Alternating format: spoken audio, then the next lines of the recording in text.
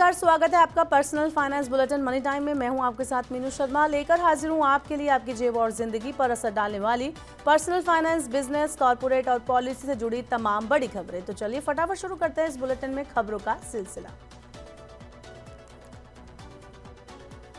चुनाव खत्म होते ही देश में महंगाई का बढ़ना शुरू हो गया है। दाल, अनाज और खाद्य तेल के बाद अब पेट्रोल, डीजल के दाम बढ़ने वाले हैं। इसकी शुरुआत कर्नाटक से हो चुकी है। कर्नाटक में मुख्यमंत्री सिद्धारमैया के नेतृत्व वाली कांग्रेस सरकार ने पेट्रोल, डीजल के रेट बढ़ाने की घोषणा की। राज्य सरकार ने पेट्रोल की कीमत 3 रुपये प्रति लीटर और डीजल की कीमत 3.02 प्रति लीटर बढ़ाने का ऐलान किया। पेट्रोल और डीजल की कीमतों में वृद्धि सेल्स टैक्स बढ़ने के कारण होगी। राज्य सरकार ने पेट्रोल पर सेल्स टैक्स बढ़ाकर 29.84% और डीजल पर 18.44% कर दिया है। प्रधानमंत्री नरेंद्र मोदी सत्ता संभालने के बाद किसानों को बड़ा तोहफा देंगे। पीएम मोदी 18 जून को अपने संसदीय क्षेत्र वाराणसी का दौरा करेंगे। इस दौरान वह देश भर के 9.26 करोड़ लाभार्थी किसानों के खाते में 20,000 करोड़ रुपए से ज्यादा की पीएम किसान योजना की 17वीं किश्त जारी करेंगे। 2019 में शुरू की गई पीएम किसान एक डायरेक्ट बेनिफिट ट्रांसफर पहल है। इसके तहत लाभार्थी किसानों को उनकी वित्तीय जरूरतों को पूरा करने के लिए 3 समान किश्तों में 6,000 रुपए वार्षिक दिए जाते हैं। नई सरकार ने दिल्ली एनसीआर में एक नई मेट्रो रेल प्रोजेक्ट को मंजूरी दे दी है। दिल्ली में रिठाला से लेकर हरियाणा में कुंडली तक 29 किलोमीटर लंबा मेट्रो रेल लाइन का निर्माण किया जाएगा। रिठाला, बवाना, नरेला, कुंडली अर्बन ट्रांजिट मेट्रो कॉरिडोर पर करीब 7500 करोड़ रुपए खर्च होंगे। इस लाइन पर 22 मेट्रो स्टेशन होंगे। इमाइग्रेट पोर्टल के यूजर्स को अब एक अतिरिक्त डिजिटल भुगतान सेवा उपलब्ध कराने के लिए विदेश मंत्रालय और भारतीय स्टेट बैंक से समझौता किया है।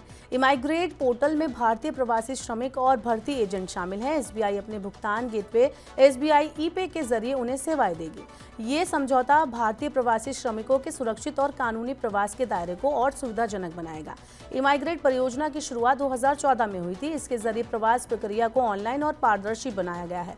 इससे प्रवासी भारतीय बीमा योजना जारी करने वाले विदेशी नियोक्ताओं, पंजीकृत भर्ती एजेंटों और बीमा कंपनियों को एक साझा मंच मिला है। बाजार नियामक सेबी ने शेयर बाजार के जरिए कर्मचारियों को शेयरों की बिक्री पेशकर प्रक्रिया में बदलाव किया है। सेबी ने कहा कि कर्मचारियों को अब T+1 साइकिल पर लेकिन सौदे के दिन के कट ऑफ मूल्य पर ऑफर फॉर सेल में बोली लगानी होगी। बिक्री पेशकश के जरिए कंपनी प्रवर्तकों को अपने मौजूदा शेयर बेचने की अनुमति देती है। जनवरी में सेबी ने OFS के माध्यम से कर्मचारियों को बिक्री पेशकश करने की प्रक्रिया लागू की थी। सेबी के संशोधित नियम के मुताबिक कर्मचारियों को OFS अब T+1 दिन पर दिया जाएगा। इसके साथ ही खुदरा श्रेणी को कर्मचारी नामक नई श्रेणी के अंतर्गत रखा जाएगा। देश के सबसे बड़े सरकारी बैंक भारतीय स्टेट बैंक ने कर्ज महंगा कर दिया है। एसबीआई ने कुछ चुनिंदा अवधि की MCLR में 10 बेसिस पॉइंट की बढ़ोतरी की है। इससे अब अधिकांश उपभोक्ता लोन महंगे हो गए हैं। एसबीआई ने 1 साल वाली MCLR को 8.65% से बढ़ाकर 8.75% कर दिया। होम कार जैसे उपभोक्ता ऋण की ब्याज दर 1 साल वाली MCLR से ही तय होती है। MCLR वो न्यूनतम दर होती है जिससे कम पर बैंक ग्राहकों को ऋण नहीं दे सकते। एसबीआई का होम लोन और कार लोन 1 साल वाली MCLR से, जबकि पर्सनल लोन 2 साल वाली MCLR से लिंक है। MCLR की नई दरें 15 जून से प्रभावी हो चुकी हैं।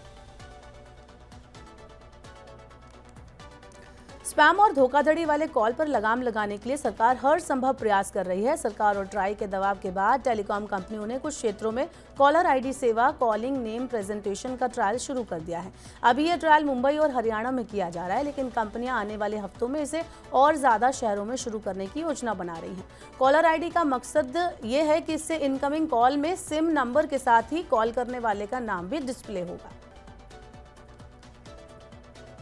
जुलाई में आपके किचन का बजट कम हो सकता है। केंद्रीय उपभोक्ता मामलों के सचिव निधि खरे ने कहा कि अच्छे मानसून और आयात बढ़ने की उम्मीद से अगले महीने से अरहर, चना और उड़द दालों की कीमतों में नरमी आने की संभावना है। खरे ने कहा कि दालों की कीमतों को लेकर घबराने की जरूरत नहीं है। अगले महीने से इन तीनों दाल का आयात बढ़ेगा, जिससे घरेलू आपूर्ति बढ़ाने में मदद मिलेगी। सरकार आयात को बढ़ावा देने के लिए वैश्विक आपूर्तिकर्ताओं के साथ साथ घरेलू खुदरा विक्रेताओं, थोक विक्रेता और बड़ी रिटेल चेन के साथ लगातार संपर्क में है, ताकि जमाखोरी ना हो और ये सुनिश्चित किया जा सके।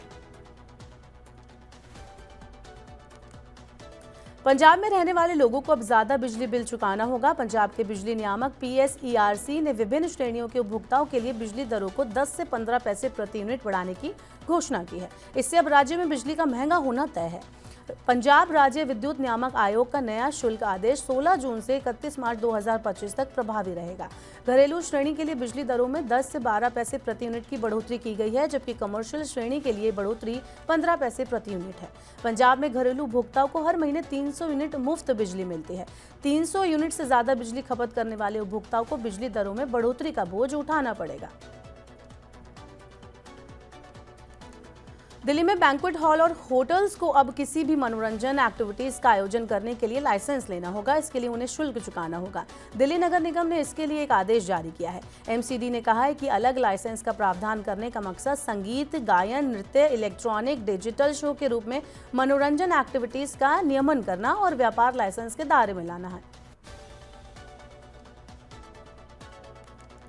दक्षिण कोरिया की ऑटो कंपनी हुंडई की भारतीय इकाई हुंडई मोटर इंडिया लिमिटेड ने IPO लाने के लिए सेबी के पास प्रारंभिक दस्तावेज दाखिल कर दिए हैं।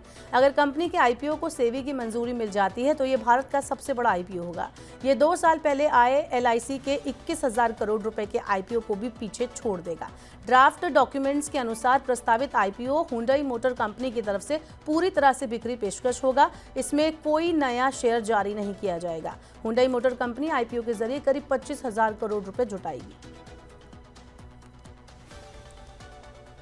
तो ये थी मनी टाइम में आज की तमाम बड़ी खबरें। वक्त हो गया आपसे विदा लेने का। अब आपसे होगी सोमवार को मुलाकात। पर्सनल फाइनेंस से जुड़ी खबरों को पढ़ने, सुनने, उनसे जुड़े खास कार्यक्रमों को देखने के लिए आप मनी 9 के YouTube चैनल को जरूर सब्सक्राइब करें।